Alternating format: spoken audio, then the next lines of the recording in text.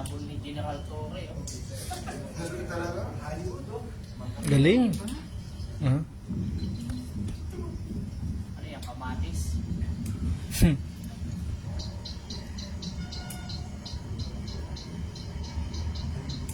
Ito, iniwan yung jacket ko. Tinapon yung jacket. Tapos yan.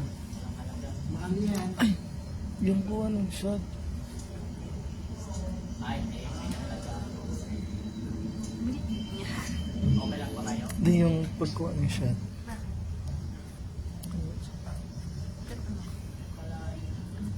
Layo na ito. Ito pa ganun siya. May pa ganyan. Pagod naman. Nakalimutan yung takpan.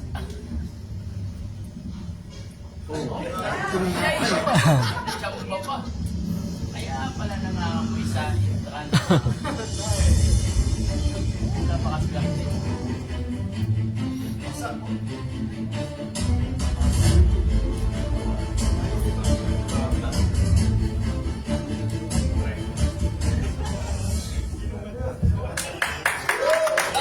Glory! Grabe. Yun pa yung Kuya Rolly, yun pa yung ulam natin kanina, yung kalabasa. Kahapon. Ganda ng ang ganda ng mga shots. So, first time ko nakita si Kuya Rolly sa cellphone lang sinante. So natutuwa ako. Clear naman. Akin, for me, clear yung gusto sabihin ni Kuya. So, siguro kung ako lang, more shots pa, Kuya. Tapos, so good. Okay? So, umebs. Umebs siya, okay. Amebs. Ang ganda kasi ng shot, saka but siguro mga small lang yun, pwede kasi to fool your audience more, di ba, lumiling mo, tapos yung dito, pwede tumitingin, baka pinamawisan, di ba?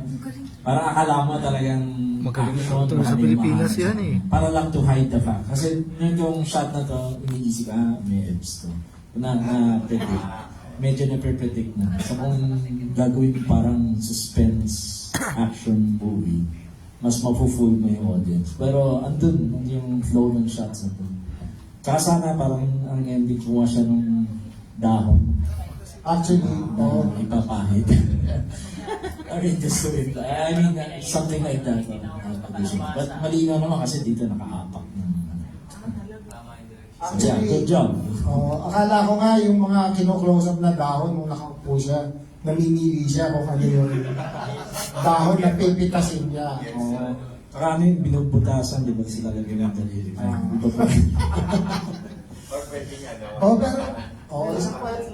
Anong may salawa kayo ba to o talagang action? Ano yun?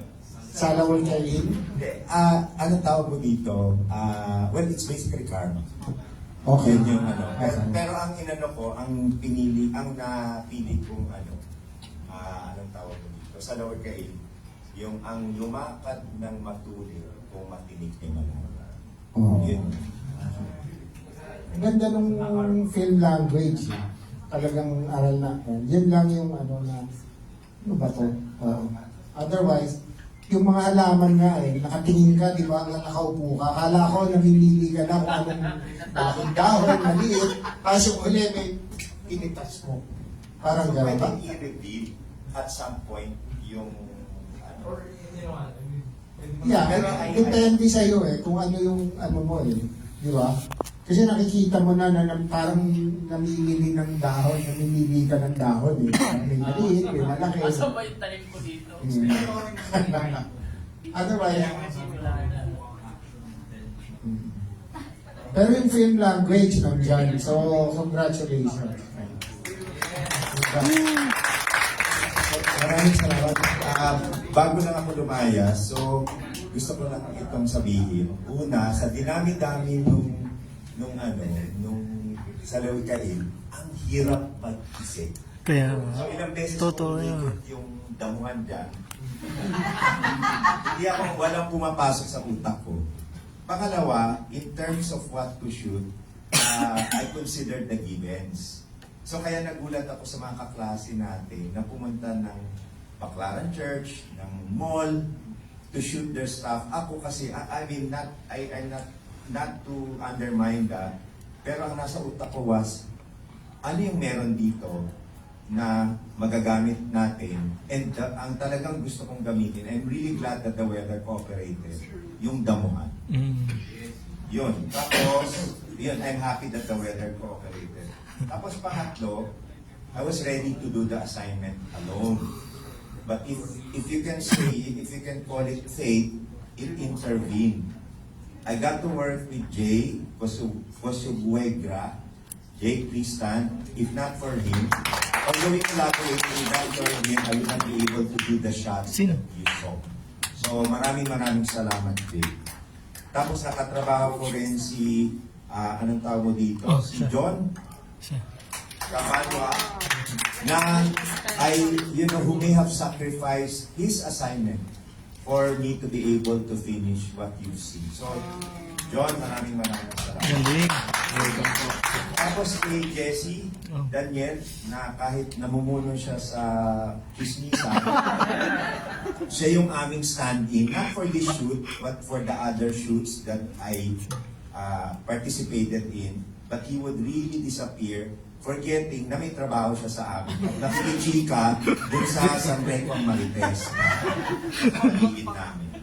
And then also, to Clarice Tagayo, Clarice, at saka kay Christian, na sana i-share mo sa amin yung BTS, at kung meron pa hong ibang BTS nung shoots namin, we would appreciate it. And then, I just want to say maraming salamat to all our mentors, especially kay Ricky, kasi doon talaga ako may, anong tawag mo dito, nagkaroon ng light bulb moment. At ito, it's because I don't think I want to speak again kasi madaldal ako, but, anong tawag mo dito? Okay.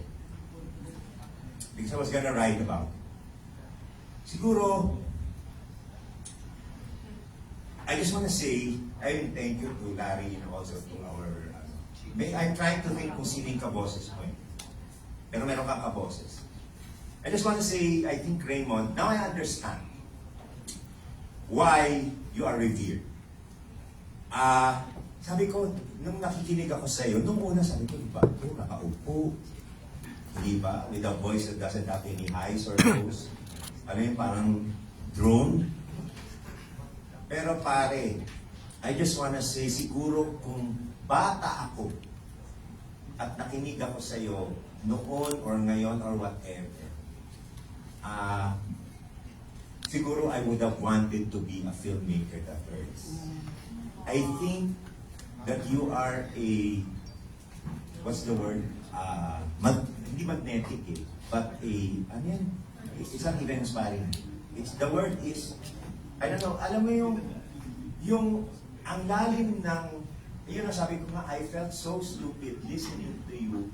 You know, some of the questions you were posing to us, I could answer, but some I don't. And I was like, parang, tangina Rolly, ang tanga mo.